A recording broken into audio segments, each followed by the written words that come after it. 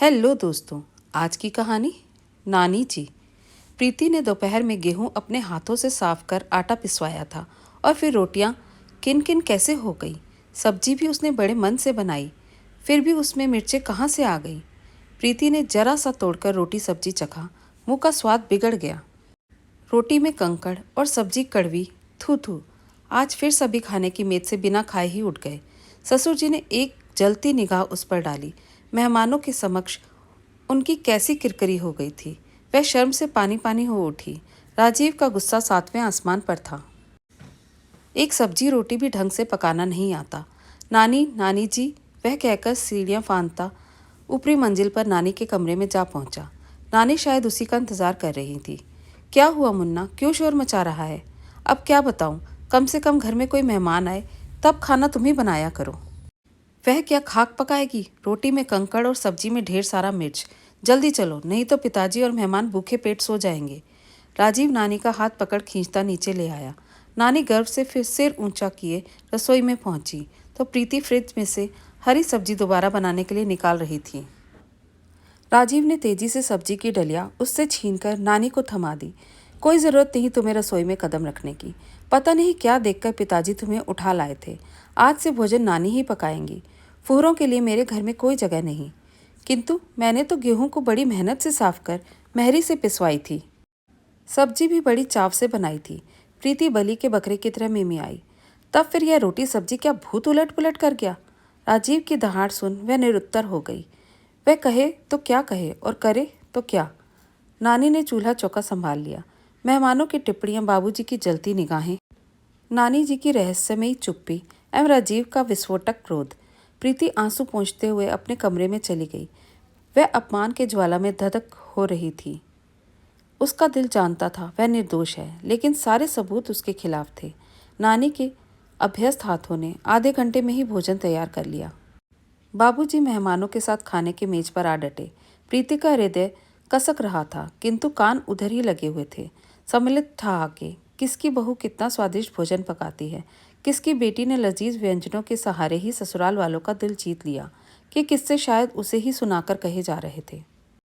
वह मन ही मन अपमान का विष घूंट पी अपने आप को बेकसूर साबित करने की तरकीब ढूंढने लगी। सादी रोटी खाने वाले बाबूजी नानी के हाथों तली पूरियां कैसे मजे ले लेकर खा रहे हैं।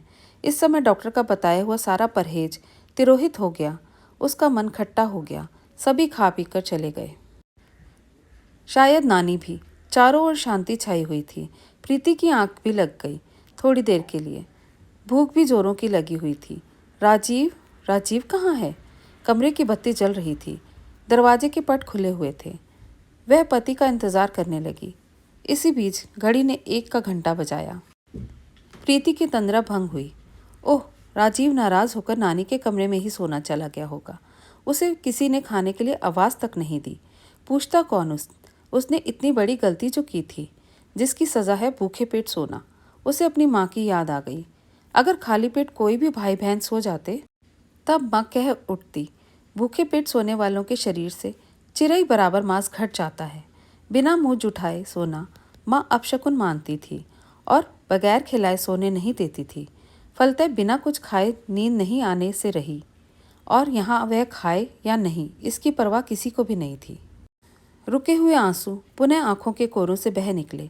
रात्रि वाली घटना कोई नई बात नहीं थी। पिछले दिनों राजीव को किसी पार्टी में जाना था। प्रीति ने बड़े मन से पति के कपड़े धोए, स्त्री कर हैंगर में टांग दिए। शाम को जब राजीव कपड़े पहनने लगे तब उस पर दाग धब्बे देखकर बौखला गए। यही पहनकर पार्टी में जाऊंगा, तुमसे एक काम भी ढंग से नहीं होता। पति का चिल्लाना वाजिब था। प्रीति हैरत में थी। साफ सुथरे कपड़े में दाग धब्बा कहाँ से लग गया? घर में कोई छोटा बच्चा भी नहीं है, सिर्फ वह और नानी जी। उस दिन नाराज पति को उसने बड़ी मुश्किल से दूसरे कपड़े पहनाकर विदा किया था। यह घटना भी एक पहेली बनकर रह गई। आखिर यह हो क्या रहा है? कोई भूत प्रेत का चक्कर तो नहीं? विज्ञान की छात्रा अपनी ही दलील पर हंस पड़ी। एक के बाद एक कई छोटी बड़ी घटनाएं जहन में कुलबुलाने लगी। बड़ी प्रेम से राजीव के लिए खीर बनाती है, फ्रिज में ठंडा होने के लिए रखती है। शाम को जब पति के समक्ष परोसती है, उसमें मरा हुआ तिलचट्टा मिलता है। राजीव की भूख गायब हो जाती है और वह तिल मिलाकर रह जाती है। वह बड़ी जतन से सच संवर कर पति के साथ पिक्चर के लिए निकलने ही वाली होती है। उसी समय नानी जी के पेट में असहाय पीड़ा उठती है। पति पत्नी जी जान से उनकी सेवा में लग जाते हैं। बाहर जाने का उत्साह फुर हो जाता है। पिक्चर का समय निकल जाने पर धीरे धीरे नानी सामान्य हो जाती हैं, किंतु राजीव को अपने पास से उठने नहीं देती। पिछले रविवार को प्रीति बाबूजी के कमरे की सफाई कर उनकी चीजें करीने से संभाल मन ही मन बेहद प्रसन्न थी। आज बाबूजी अवश्य ही उसे हृदय से आशीष देंगे। वह रसोई में चाय की तैयारी कर रही थी। उसी समय बाबूजी हाथ में टेबल घड़ी लिए चिल्ला पड़े, मेरे कमरे की सफाई किसने की? उनके मनोभावों से अनजान प्रीति उत्साहित हो बोल पड़ी, मैंने बाबूजी। इस घड़ी को तोड़ने की तुम्हारी हिम्मत कैसे हुई? यह घड़ी राजीव की माँ की अंतिम निशानी है। बाबूजी क्रोध से थरथर कांप रहे थे। उनके विस्फोटक क्रोध के आगे प्रीति का निर्दोष भोलापन फीका पड़ गया था। वह सिर झुकाए चुपचाप सुनती रही, अपनी सफाई में एक शब्द भी नहीं कह पाई। उसी वक्त राजीव भी ऑफिस से आ पहुंचा और प्रीति को खरी खोटी सुनाने लगा। प्रीति स्तब्ध। उसने घड़ी को पहुंचकर टेबल पर रख दिया था, फिर वह टूटा कैसे? ऐसे मौक़ों पर नानी एकदम चुप्पी साध लेती या धीरे से कुछ टुसुक देती। उसका भोला मन आहत हो जाता। प्रीति का आत्मविश्वास डोलने लगा था। इस प्रकार की घटनाओं का आपस में तारतम्य बैठाती वह गहरी सोच में डूब गई। अपनी कार्यकुशलता का विपरीत परिणाम देख वह कुंठित होने लगी। खैर, आज कुछ मेहमान आने वाले हैं। प्रीति बेहद तत्परता से भोजन बनाने में जुटी है। आज वह सारी शिकायतें दूर कर देगी। आज वह बाबूजी और राजीव का दिल जीत कर रहेगी। कुछ काम है बहू? नानी के मिश्री घुले बोल पर वह चौंक उठी। नहीं नानी जी, मैं सब संभाल लूंगी, उसने विश्वासपूर्वक कहा। बस भोजन तैयार है। वह खुश थी। जाओ थोड़ी देर आराम कर लो, थक गई होगी। मैं भी जा रही हूँ अपने कमरे में, ज़रूरत पड़े तो बुला लेना। नानी कमर पर हाथ रखे चली गई। जी नानी जी। प्रीति सभी खाद्य सामग्रियों को ढक फ्रेश होने अपने कमरे में आ गई। आज वह बाप बेटे के चेहरे पर खुशी देखना चाहती थी। सभी व्यंजनों को चखकर देख लिया था, क्योंकि ऐसे ही मौक़ों पर अक्सर उसकी बद पिट जाती और वह हंसी की पात्रा बनकर रह जाती थी। उसने पति के पसंद की पीले फूलों वाली साड़ी पहनी। पीला रंग तुम्हारे चंपई रंग पर खूब खिलता है, जैसे कनेर का फूल। प्रीति अपने लंबे बालों को जूड़े का शक्ल दे रही थी कि रसोई से बर्तन गिरने की झनझनाहट एवं नानी तथा राजीव के आवाज़ सुन रसोई की ओर भागी। आज फिर उसकी खैर नहीं। रसोई की चौखट पर उसके पांव ठिठक गए। सब्जी का डोंगा जमीन पर औंधा पड़ा था। राजीव आश्चर्यचकित नानी को तैयार भोजन में अपने हाथों से भर भर मुट्ठी नमक मिर्च मिलाते देख रहा था। नानी, यह क्या कर रही हो? अचानक चोरी पकड़े जाने से नानी का संतुलन बिगड़ गया। नमक मिर्च पाउडर का डब्बा दूर जा छिटका। नानी, यह नीचता तुम करती हो और हम जलील करते हैं प्रीति को। आखिर क्या बिगाड़ा है मेरी प्रीति ने? राजीव दुखी हो बोला। इस घर में प्रीति राज करे, यह मुझे बर्दाश्त नहीं। राज खुलते ही नानी अपनी असलियत पर आ गई थी। शोरगुल सुन बाबूजी भी आ गए। उनकी अनुभवी आंखों ने पल भर में सारा माजरा समझ लिया। प्रीति और उसके घर वालों को हम क्या मुंह दिखाएंगे? इस मासूम ने तुम्हारा क्या बिगाड़ा है? राजीव दुखी हो गया। नानी की करतूतें सुन बाबूजी ने ग्लानि से सर झुका लिया। जिसे उन्होंने सड़क से उठाकर पनाह दी, उसी ने उनके साथ गद्दारी की, इतना घिनौना खेल खेला। नानी एक निराश्रित बाल विधवा थी, जिसे राजीव के माँ की आकस्मिक मृत्यु के पश्चात उसकी उजड़ी गृहस्थी और राजीव की देखभाल के लिए किसी ने उनका नाम सुझाया। वह राजीव की नानी की हम उम्र थी और राजीव उन्हें नानी कहता था। वे पूरे घर की नानी बन बैठी। घर गृहस्थी से उदासीन बाबूजी ने अपने इकलौते बेटे के साथ घर गृहस्थी भी नानी के हाथों में सौंप निश्चित हो गए। बाप बेटे उनकी बहुत इज्जत करते थे। बाबूजी प्रीति से आंखें मिलाने में भी लज्जा महसूस करने लगे।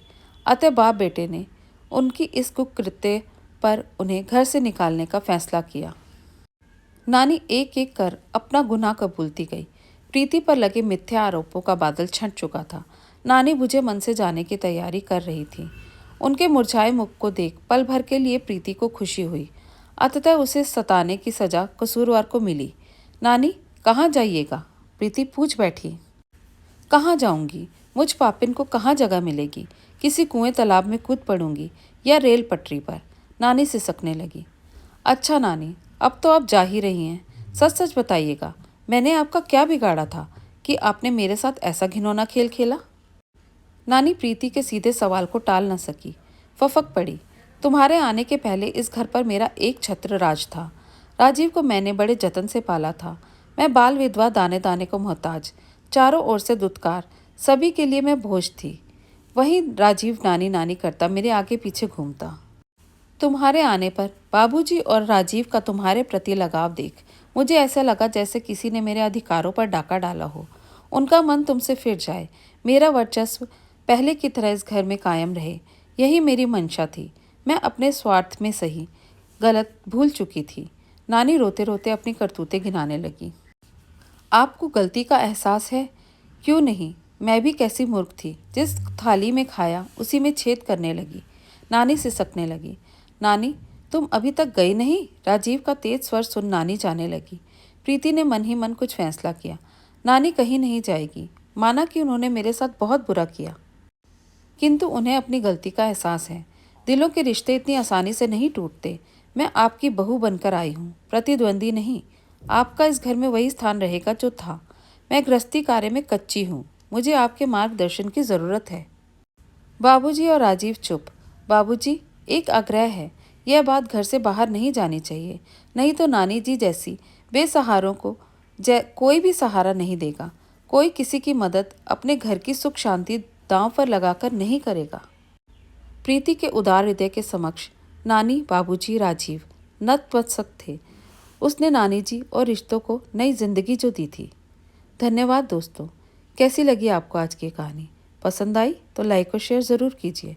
नए हैं तो चैनल को सब्सक्राइब करना बिल्कुल भी मत भूलिए।